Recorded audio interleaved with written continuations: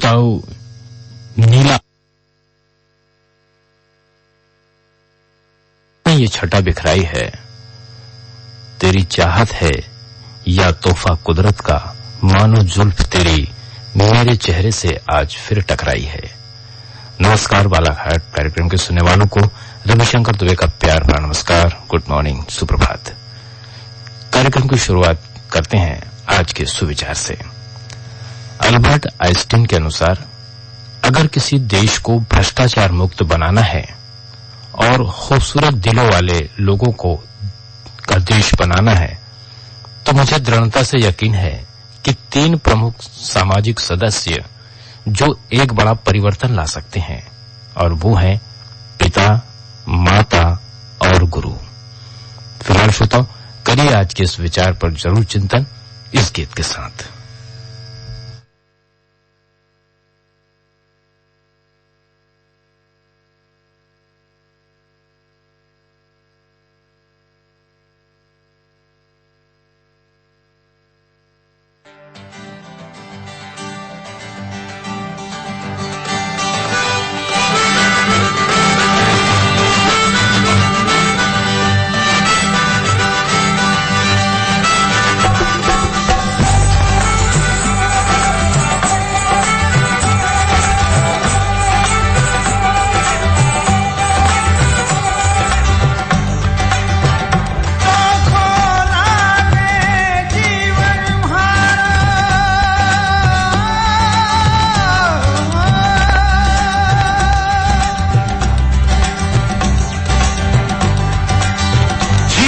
रंगोली है जिसमें कुछ रंग फीके हैं, कुछ तो गाढ़े सुंदर हैं और कुछ रंग चमकीले हैं।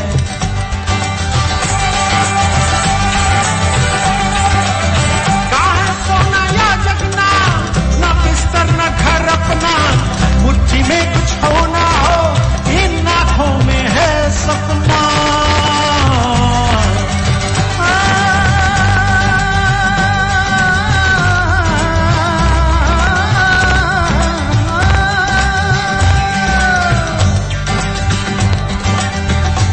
सब मिट जाएंगे, दिन ऐसे भी आएंगे जब रोक सकेगा ना कोई, बस आगे बढ़ते जाएंगे।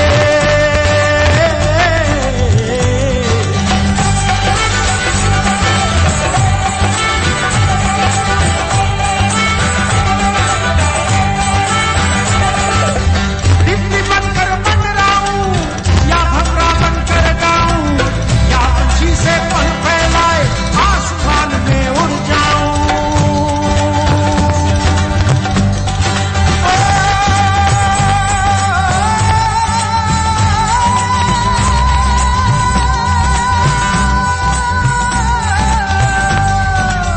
ना रोना न थकना है, साहस मन में रखना है, मंजिल जब तक ना पाए ना थमना ना रुकना है।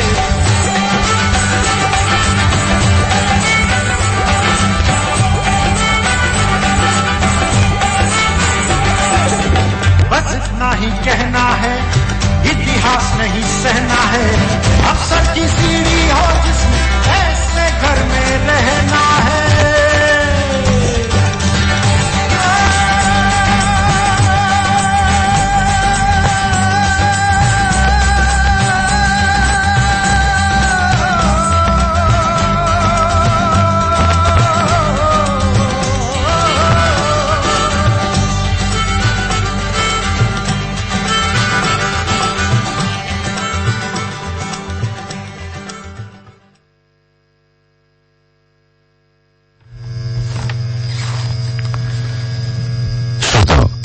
जब हम अपनी बाल्यावस्था में होते हैं तब माता पिता के सानिध्य में ही ज्यादातर होते हैं।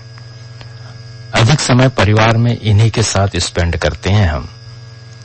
वे जैसा कहते हैं हम वैसा ही करते हैं, या वे जो करते हैं हम अपनी बचपन में वैसा ही सीखते और करने की कोशिश भी करते हैं। बार बार हम यही क्रिया दोहराते हैं तो ये क्रिया हमारी आदत में शुमार होने लगती है।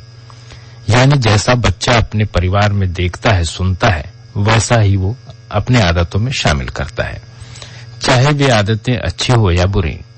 माता पिता गुरु जब भी बच्चे या विद्यार्थी के सामने नकारात्मक बातों और संस्कार विहीन तत्वों पर खुशी जाहिर करते हैं या अनावश्यक अपने आचार विचार को जबरन आदतों में कोशिश करते हैं, तब इसका परिणाम सकारात्मक नहीं आ पा रहा होता है और वे कुंठा के शिकार होने लगते हैं। वहीं यदि इन सब बातों पर माता पिता और गुरुजन ने जब जब मंथन किया है और जो भी पौधे रोपे गए हैं, तब तब उन्होंने देश और दुनिया को बेहतरीन उदाहरण पेश किए हैं, जिसके अच्छे उदाहरण आज इतिहास में देखने को मिलते हैं। यह कहावत भी है, जैसा आप बोते हैं वैसा ही आप काटते हैं।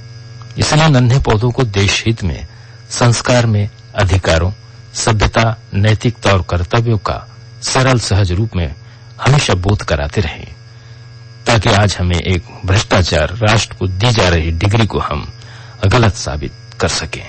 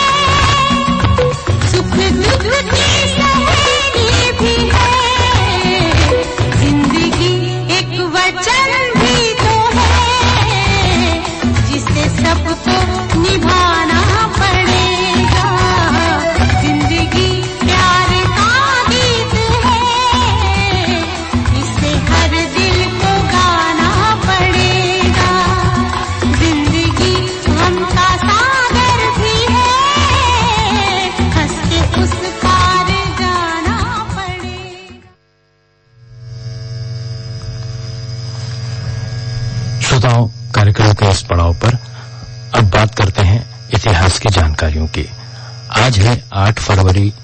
आज ही के दिन इतिहास की सुर्खियों में सबसे पहले हम आपको ये बता दें कि 8 फरवरी सन 1872 को अंडमान जेल में शेर अली ने गवर्नर पर हमला करके शहादत प्राप्त की थी। सन 1923 में कंट्री पार्टी द्वारा नेशनलिस्ट पार्टी के नेता के रूप में समझौता करने से इनकार के बाद बिली ह्यूजेस ने ऑस्ट्रेलिया के प्रधानमंत्री पद से इस्तीफा दिया था। सन 2010 में 8 फरवरी को नासा का अंतरिक्ष यान एंडेवर अमेरिका के फ्लोरिडा स्थित कैनेवरल से 6 अंतरिक्ष यात्रियों को लेकर अंतर्राष्ट्रीय अंतरिक्ष केंद्र ISS के लिए रवाना हुआ था। सन 2010 को 8 फरवरी को ही श्रीनगर के पास खिलनमर्ग में हिमस्खलन हुआ, जिसमें सेना के हाई एल्टीट्यूड वारफेयर स्कूल के 350 जवान बर्फ के नीचे दब गए थे। इनमें 70 सैनिकों को सुरक्षित बाहर निकाला गया था और 11 के शव मिले थे। सन 1994 को 8 फरवरी को ही पूर्व क्रिकेटर कप्तान टेस्ट खिलाड़ी कपिल देव ने टेस्ट मैचों में 432 विकेट लेकर रिचर्ड्स हिडली के सबसे अधिक विकेट लेने के रिकॉर्ड को ध्वस्त किया था। अब बात करते हैं आज की तारीख में अवतरित महान हस्तियों की। इनमें 8 फरवरी 1891 में भारत के पूर्व व तीसरे राष्ट्रपति डॉक्टर जाकिर हुसैन का जन्म हुआ था। भारतीय ठुमरी गायिका शोभा गुल्टू का जन्म 1925 को हुआ। हिंदी मंची कवियों में से एक अशोक चक्रधर का आज जन्मदिन है। 1991 में इनका जन्मदिन हुआ। भारत के विश्व प्रसिद्ध खिलाड़ी पूर्व क्रिकेटर कप्तान मोहम्मद अजहरुद्दीन का जन्म आज ही के दिन 1963 को हुआ। गजलों की दुनिया के बेताज बादशाह जगजीत सिंह का जन्म 8 फरवरी सन 1941 को आज ही के दिन हुआ। कार्यक्रम में जानकारियों का क्रम जारी रखेंगे इस गीत के बाद।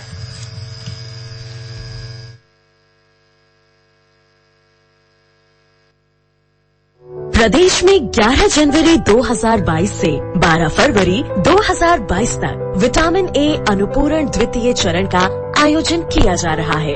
अभियान के तहत महिला स्वास्थ्य कार्यकर्ता, आशा कार्यकर्ता एवं आंगनवाड़ी कार्यकर्ता के संयुक्त दल द्वारा ग्राम स्वास्थ्य, स्वच्छता एवं पोषण दिवस के दौरान 9 माह से 5 वर्ष तक उम्र के बच्चों को विटामिन ए घोल की खुराक निःशुल्क पिलाई जाएगी। अधिक जानकारी के लिए अपने क्षेत्र की आशा कार्यकर्ता या आंगनवाड़ी कार्यकर्ता से संपर्क करें। लोक स्वास्थ्य एवं परिवार कल्याण विभाग मध्य प्रदेश शासन द्वारा जनहित में जारी।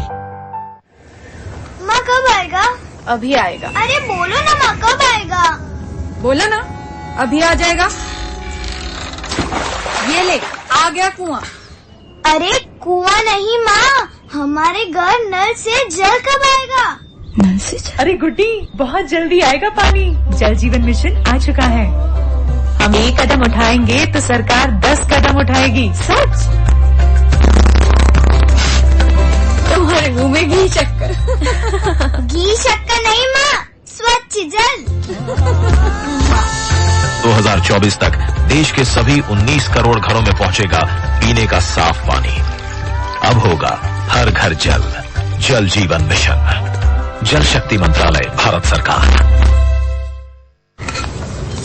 मैं नहीं मानता कि तंबाकू जानलेवा है। चाहे हम कुछ भी कहें, मुझे डर है ये कैंसर है।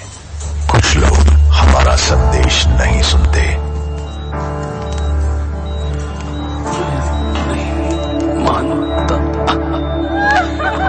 तंबाकू जानलेवा है, हर पैक पर है। इसे देखिए और इस पर विश्वास कीजिए। भारत सरकार के स्वास्थ्य एवं परिवार कल्याण मंत्रालय द्वारा जनहित में जारी।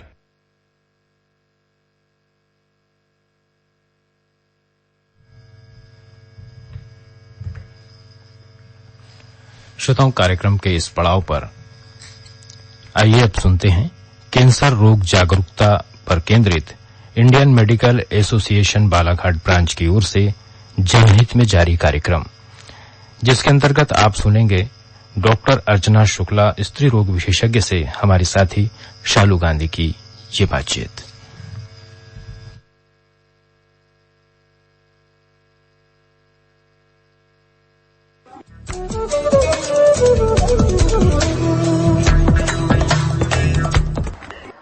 कैंसर जैसी घातक बीमारी के बारे में जन जागरूकता लाने, इसकी रोकथाम, पहचान और उपचार को प्रोत्साहित करने के उद्देश्य से आज 4 फरवरी को विश्व कैंसर दिवस हम मनाते हैं। तो इसी सिलसिले में हमने बात की बालाघाट इंडियन मेडिकल एसोसिएशन की अध्यक्ष और प्रसिद्ध स्त्री रोग विशेषज्ञ डॉक्टर अर्चना शुक्ला मैडम से। मैडम नमस्ते। नमस्कार। आपका बहुत बहुत स्वागत है इस कार्यक्रम में। धन्यवाद। तो सबसे पहले आपसे हम ये जानना चाहेंगे कि किस परिप्रेक्ष्य में और किस उद्देश्य से विश्व कैंसर दिवस 4 फरवरी को हम मनाते हैं। हम 4 फरवरी को पूरे विश्व में विश्व कैंसर दिवस मनाते हैं। सबसे पहले तो ये 1933 में जिनेवा में स्विट्जरलैंड में मनाया गया। इसका उद्देश्य ये है कि लोगों को कैंसर के प्रति जागरूक करना यानी कि उनका कुछ बचाव हो सकता है, कि उनसे कैंसर ही ना हो। अगर कैंसर हो गया तो क्या प्रारंभिक लक्षण कुछ होते हैं या शरीर हमारे कुछ ऐसे संकेत देता है कि हम जल्दी ही चिकित्सक के पास जाएं, जल्दी ही उसका समाधान करें। क्योंकि अगर कैंसर बहुत अर्ली स्टेज में डायग्नोस हो जाए तो वो पूरी तरह से ठीक हो सकता है। लोगों में ये जागरूकता फैलाना बहुत आवश्यक है। तीसरी चीज ये कि कुछ लोगों को ये भ्रांति है कि कैंसर एक छूत की बीमारी है, और वो क्या करते हैं, जिस मरीज को कैंसर होता है या किसी को फोड़ा हो गया जो ठीक नहीं हो रहा, अल्सर हो गया ठीक नहीं हो रहा, मुंह नहीं खुल रहा, मुंह में घाव हो गया, तो सोचते ये घातक बीमारी के साथ साथ छूत की बीमारी है। और ऐसे मरीजों को वो मतलब समाज इस तरह से उनको प्रताड़ित करता है कि वो वैसे ही मानसिक रूप से टूट जाते हैं।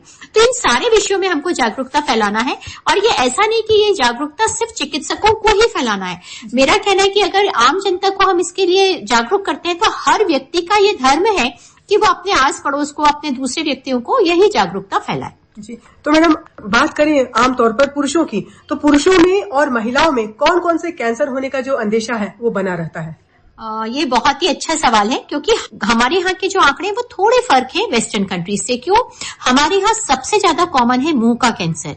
मुंह का कैंसर यानी जीभ का कैंसर होता है, हमारे अंदर गाल का कैंसर होता है, जबड़े का कैंसर होता है, लैरिंग्स का होता है, नेजोफेरिंग्स का होता है। ये सारे कैंसर जो है ये हिंदुस्तान में आदमियों में होने वाले सबसे ज्यादा कॉमन कैंसर है, और इसका कारण आप सबको विदित है, और उसके बाद भी हम लोग प्रिकॉशंस नहीं लेते। सबसे मोस्ट इम्पोर्टेंट कारण है तंबाकू का सेवन, गुटखे का सेवन, पान का सेवन, जो कि लोग रखे रहते हैं एक तरफ दबा के उसको, इस तरह से अल्कोहल का सेवन।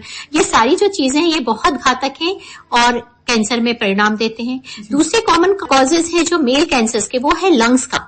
लंग्स के कारण में भी अगर आप देखेंगे तो धूम्रपान का सेवन बहुत महत्वपूर्ण फैक्टर है, जिसपे लोग ध्यान नहीं देते। तंबाकू का सेवन, गुटखे का सेवन भी लंग्स के कैंसर में एक कारण हो सकता है। और इसके साथ साथ जो एनवायरमेंटल पॉल्यूटेंट्स है, जैसे अगर कोई व्यक्ति मान लीजिए अपने घर में सब लोगों के बीच धूम्रपान कर रहा है, तो लोग सोचते मैंने तो सिगरेट पीनी, मुझे हो ही नहीं सकता, पर हकीकत ये कि वह व्यक्ति भी वही धुआं ले रहा है अपनी सांसों में। तो लोग इन चीजों पे भी ध्यान नहीं देते। तो दूसरा मतलब वो जैसे कोई स्मोकिंग कर रहा है तो उसके धुएं से दूसरे लोग भी प्रभावित हो सकते हैं। हाँ, ये बहुत महत्वपूर्ण। इसको हम लोग पैसिव स्मोकर्स बोलते हैं। मतलब हम खुद तो स्मोक नहीं कर रहे, लेकिन हम हमेशा 24 घंटे ऐसे व्यक्तियों के सानिध्य में रहते हैं जो पूरे टाइम धूम्रपान करते हैं, और हमें लगता है हमें कोई नुकसान नहीं होगा, जो धूम्रपान कर रहा है उसे नुकसान होगा। और हम वही धुआं अगर सूंघते रहेंगे तो हमारे भी लंग्स में उसका इफेक्ट होगा। तो दूसरा इंपॉर्टेंट कारण है लंग का कैंसर। फिर उसके बाद आते हैं कोलोरेक्टल, मतलब कि आंतों के कैंसर और प्रोस्टेट के कैंसर। ये हुए आदमियों में होने वाले हिंदुस्तान में जो सबसे ज्यादा कैंसर होते हैं उसकी बात। जी, तो महिलाओं की बात करें तो महिलाओं में कौन से कैंसर होने का अंदेशा बना रहता है? हमारे वैसे तो पूरे विश्व में सबसे ज्यादा कॉमन कैंसर जो महिलाओं में होता है वो स्तन का कैंसर है, लेकिन हमारे यहाँ के आंकड़े थोड़े फर्क है। हमारे यहाँ स्तन के कैंसर का तो अनुपात बढ़ ही रहा है, पर अभी भी सबसे ज्यादा पाया जाने वाला कैंसर बच्चेदानी के मुंह का कैंसर, जिसको हम लोग सर्वाइकल कैंसर कहते हैं। तो मैं इसके बारे में भी ये जानकारी देना चाहती हूँ कि आजकल पेप्समियर है। पेप्समियर क्या होता है? एक स्क्रीनिंग टेस्ट होता है। जो बच्चेदानी के रास्ते में जो स्त्राव आता है ना, उसको हम एक स्लाइड पे लेके उसका साइटोलॉजिकल स्टडी करते हैं। मतलब बहुत सिंपल टेस्ट है, सस्ता सा टेस्ट है, जो कि हर महिला की पहुंच में है, पर लोगों के पास जागरूकता नहीं है और ज्ञान की कमी है, तो वो जाते ही नहीं। वो सोचते जब कैंसर होता है जब ये टेस्ट कराते हैं। हकीकत ये कि आपको 21 साल के बाद हर महिला को एक बार कराना चाहिए, और वैसे हर 3 साल में ये टेस्ट रिपीट होना चाहिए। फिर जैसी स्थिति आती है वैसे खुद ही स्त्री रोग विशेषज्ञ ये टेस्ट की सलाह देती है। अगर बीच में भी जरूरत पड़ती है तो कराया जा सकता है। ये तो बहुत ही अच्छी जानकारी दी मैडम आपने। तो हमारी जीवन शैली और खान पान कैंसर को कितना प्रभावित करते हैं? लोग इस पर विचार नहीं करते, पर ये बहुत महत्वपूर्ण सवाल है। हमारे जीवन शैली का कैंसर पे बिल्कुल सीधा असर पड़ता है। तो एक जन जागृति के लिए ये बता दूं कि मोटापे का संबंध कैंसर से सीधा सीधा है। ओवरवेट अगर आप हैं तो आपको कैंसर होने के चांसेस निश्चित रूप से ज्यादा है। तो आपके वेट को कंट्रोल करिए, रोज एक्सरसाइज करिए, स्ट्रेस मत रखिए, क्योंकि आज की जीवन शैली बिल्कुल तनावपूर्ण है, बहुत ज्यादा कंपटीशन है, बिल्कुल साधारण लाइफस्टाइल कोई जीना नहीं चाहता। तो जो तनाव होता है इसका असर हमारे शरीर पे पड़ता है। तनाव मुक्त शैली के लिए आपको कुछ क्रिएटिव वर्क करना पड़ेगा, आपको एक्सरसाइज करना पड़ेगी, योग करिए, ध्यान करिए। दूसरे खान पान की बात आप कर रहे हैं तो मैं आपको बताऊं कि अगर हम अच्छे फल ज्यादा खाएंगे, अगर हम हरी सब्जियां ज्यादा खाएंगे, सलाद ज्यादा खाएंगे, छिलके वाले दाने वाली चीजें ज्यादा खाएंगे, नट्स खाएंगे, तो निश्चित रूप से इनमें एंटीऑक्सीडेंट्स होता है, तो ये हमारे को कैंसर से बचाव करने में काफी हद तक सक्षम है। पर अगर इसके अपोजिट हम जंक फूड ज्यादा खाते हैं, मैदा ज्यादा खाते हैं, कार्बोहाइड्रेट्स ज्यादा है, रिफाइंड शुगर ज्यादा है, रेड मीट ज्यादा है, और आपका ये जो रिफाइंड ऑयल्स है, इन सब का कारण है। और एक और बहुत महत्वपूर्ण चीज जो लोग सोच नहीं रहे हैं वो ये है कि जो हम खेतों में बहुत ज्यादा पेस्टिसाइड्स का इस्तेमाल करते हैं, सब कार्सिनोजेनिक है। कॉस्मेटिक्स, आप इतने सारे कॉस्मेटिक्स यूज करते हैं, सब कार्सिनोजेनिक है, लेकिन बिना उसके हमारा जीवन चल नहीं सकता। हालांकि चल सकता है, लेकिन हम दूसरा उपाय सोच नहीं रहे। जैविक खेती को हमको प्रोत्साहन देना होगा, पॉल्यूशन पे हमको ध्यान देना होगा। आपने सुना होगा कि पॉलीथीन में गरम गरम दाल भर के लाते हैं, गरम सांभर भर के लाते हैं, एकदम गरम गरम चाय प्लास्टिक के कप्स में पीते हैं, प्लास्टिक के बाउल में हम माइक्रोवेव में सामान गर्म करते हैं, ये सब कार्सिनोजेनिक है। तो इसमें लोगों को जन जागृति फैलानी होगी। कई बार ऐसे भी देखा गया कि लोग घर में प्लास्टिक के बर्तनों का इस्तेमाल करते हैं, तो वो कितना सही है? नहीं, उसके लिए तो मैं मना ही करूंगी कि मत करिए। प्लास्टिक भी एक रीजन है कैंसर होने का, पेस्टिसाइड है, पॉल्यूशन है, और हमको अपनी जीवन शैली बदलने में शुरू में थोड़ी तकलीफ होती है, लेकिन एक बार बदल जाए तो कुछ भी प्रॉब्लम नहीं है। ये आपके स्वास्थ्य के लिए आपको इतना करना ही होगा। अब जैसे हम लोग देखते हैं, लोग सूखे पत्ते अपने गार्डन के लोग भी जला रहे हैं। क्यों जला रहे हैं? उसमें कार्बन है जो मिट्टी के लिए सोना है। आप उसकी कंपोस्ट बनाइए तो इतनी बढ़िया खाद बनेगी जिसकी हद नहीं। लेकिन लोग क्या करते हैं, उसको जलाते हैं। अब जलाने से उसका कार्बन ऑक्सीजन से मिलकर कार्बन मोनोऑक्साइड, कार्बन डाइऑक्साइड बनाता है। वो विषैली कैसे है? वो भी तो एक पॉल्यूटेंट है जो हमारे लंग कैंसर में एक रोल प्ले कर सकते हैं। ये तो आपने बहुत ही अच्छी जानकारी दी। तो इस घातक बीमारी से बचाव हेतु हमें और क्या कदम उठाने चाहिए? इस घातक बीमारी से बचाव के लिए जो कदम है मैंने आपको पहले ही बताया। आपको अपना वेट कंट्रोल रखना है, नियमित आपको एक्सरसाइज करना है, आपको अपने खाने का तरीका बदलना होगा। हरी पत्तेदार सब्जियां, सलाद, फल, नट्स ये ज्यादा लेने होंगे। रिफाइंड शुगर कम खाइए, रिफाइंड ऑयल कम खाइए। स्मोकिंग बिल्कुल बंद करिए। सबसे महत्वपूर्ण तो मैं स्मोकिंग को बोलूंगी कि धूम्रपान बिल्कुल बंद करिए, तंबाकू के सेवन बिल्कुल बंद करिए, तो नस का भी इस्तेमाल मत करिए।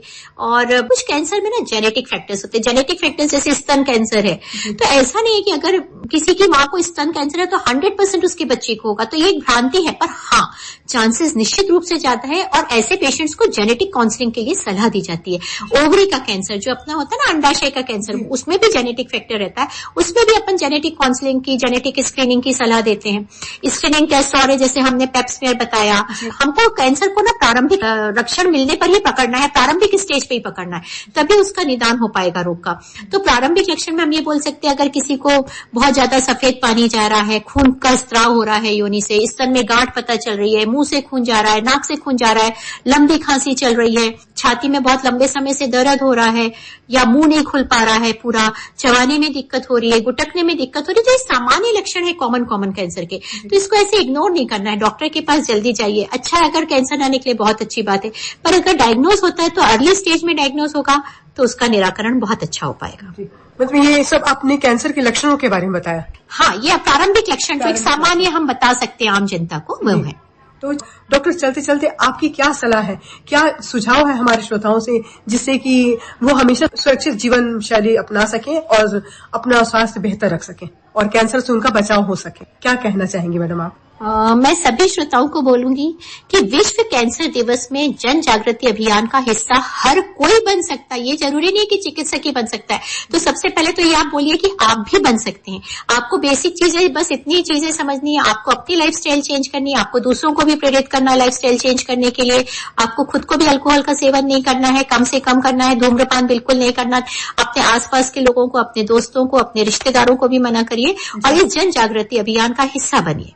डॉक्टर, कैंसर जैसी घातक बीमारी पर इतनी अच्छी जानकारी के लिए हम आपका बहुत बहुत धन्यवाद करना चाहेंगे। बहुत बहुत धन्यवाद मैडम, बहुत बहुत आभार आपका। धन्यवाद।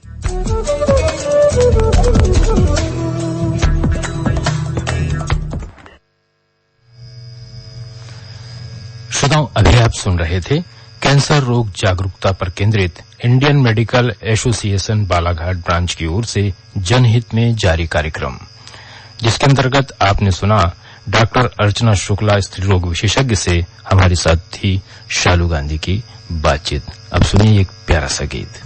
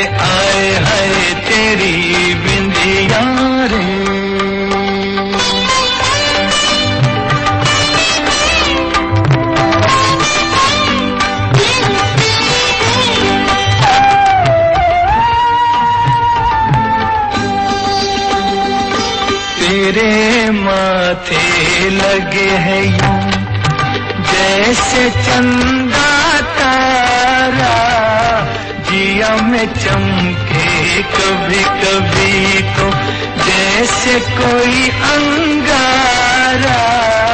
तेरे माथे लगे हैं यूं